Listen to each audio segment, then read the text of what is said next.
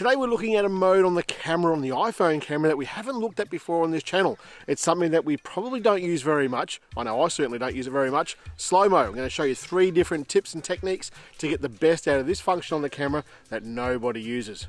Get into it.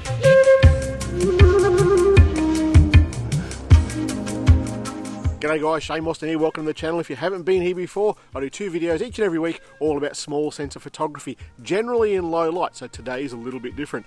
If you haven't subscribed, hit the subscribe button, hit the bell, and you'll see 2 videos each and every week. If you have subscribed, you're a bloody legend. Today, we're talking about this slow-mo functionality on the iPhone.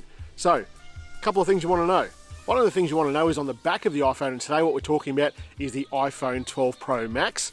It'll shoot this way on most iPhones. In fact, the functionality goes back quite a few generations. Just some of this technical stuff here may not be applicable for some of the older devices. But on the back of the camera, you've got the option to shoot HD, that is 1080p at 240 frames a second. That's really bloody slow. Or 120 frames a second, still at 1080p, which is still quite slow, but not as slow as 240. On the front-facing camera, you've only got the one option, that is 1080p at 120 frames a second. So it still does slow-mo on the front-facing camera, just not quite as slow as you might want at 240 frames a second. What's the difference? This is the difference.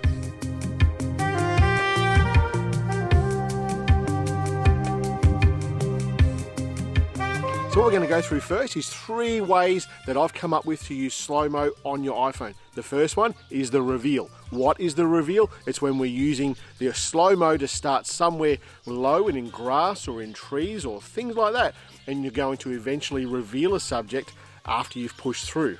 And why would you use this reveal technique? Well, here's Frankie. Here's a photo of Frankie. She's our little Jack Russell. Here's a slow-mo of Frankie. Which one's better? And that's good for the dog because she's a big subject to photograph, even though she's a small dog. That kind of makes sense. But if you're shooting something like a bee in this rose bush, you want that focal plane to be nice and really, really narrow, going through the roses, and it focuses on the bee. But how do we get the focus to be where it is? It's just like taking a regular photo with your focus and your exposure hold. So you push and hold and lock, bring it down nice and shallow so that as you're moving through the leaves are blurry, and when you get to this bee, this part in front of the phone is always in focus.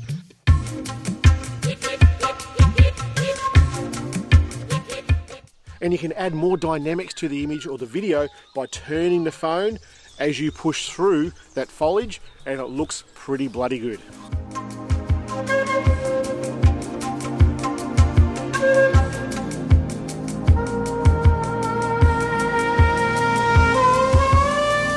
The second technique that I want to talk about is the time shift. We're talking about videoing things in slow-mo that have a regular running speed. Things that you're really comfortable with how they should normally look, and what makes it cool is that you're slowing it all down nice and slowly to make it look really epic. Sometimes it works by turning the video or turning the phone as you're filming this stuff. Sometimes it works well better just sitting it there, looking at it as you would normally look at it, and let the subject slow down in that slow-mo video.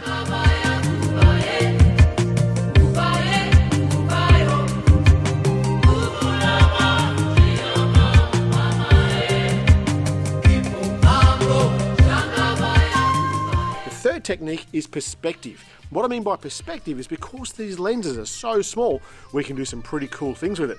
We can throw it in the sink and run some water on it. iPhone 12 Pro Max is waterproof. Don't try this at home unless you know your phone is waterproof.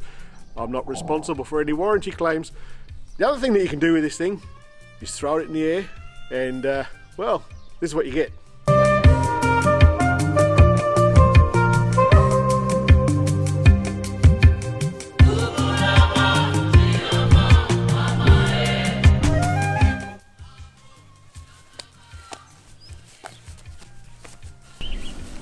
Ah, shit.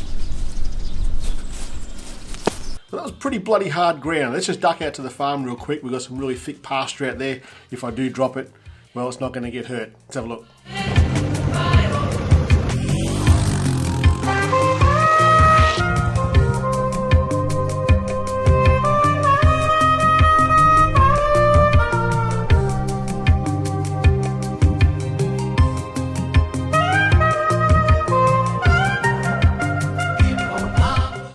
taken all these slow-mo videos, you can do some pretty cool stuff with it. I'm going to throw some into Final Cut Pro, do a bit of color grading, and I'll add some music. This is pretty cool.